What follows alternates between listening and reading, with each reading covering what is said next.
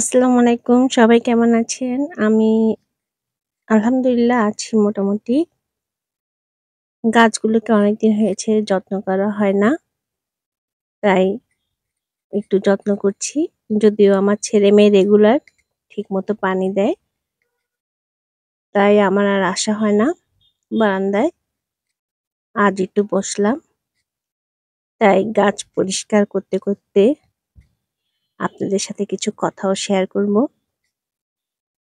তবে আমি যে গাছ পাগল তা কিন্তু নয়। আমার ছোটবেলা থেকেই এই মানি প্ল্যান্ট খুব ভালো লাগে এবং খুব পছন্দের একটা গাছ। ফুল গাছ খুব একটা ভালো লাগে না, যা সত্যি তাই বললাম। আমার ছেলের মাঝখানে খুব শখ হয়েছিল ফুল গাছ। অনেকগুলো ফুল গাছ কিনেছিলাম। দুর্ভাগ্য ১ সপ্তাহের মধ্যে সব গাছগুলো মরে গিয়েছিল। তারপরে ছেলেকে বলছি আর কোনোদিনও টাকা দিয়ে আমি ফুল গাছ কিনবো না। সত্যি আর কোনদিন কিনে নেই। আজ একটা কথা বলি, গাছ যত্ন করার ফাঁকে আসলে আমরা সবাই কোনো না কোনোভাবে সকাল, দুপুর, বিকাল, সন্ধ্যা, রাত কাটিয়ে দেই। ঠিক না? সবারই কিন্তু কোনো না কোনো ব্যস্ততা থাকে। আমি সবকিছু করার ফাঁকে কিন্তু অনবরত মোবাইল হাতে রাখি। আমি মনে করি এই মোবাইল আর আয়না আমার কষ্টগুলো কমিয়ে দেয়।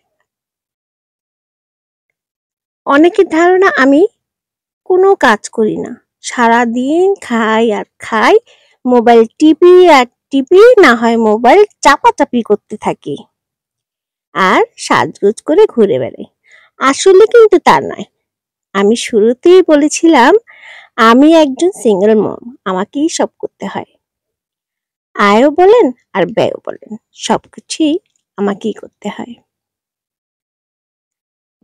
আমার ঘুম খুব কম। ১-১.৫ ঘন্টা খুব কষ্ট করে ঘুমাই। তারপর দেখা যায় চোখ খুলে চিন্তা করতে হয়, এখন কি খাবো, সকালে কি খাবো, দুপুরে কি খাবো, বিকালে কি খাবো, রাতে কি খাবো। এইসব চিন্তা করতে কিন্তু আমার দিন চলে যায় অর্ধেক। আসলে এটাই কিন্তু বাস্তবতা। আপনাদের সাথে চরম সত্যি কথা শেয়ার করলাম।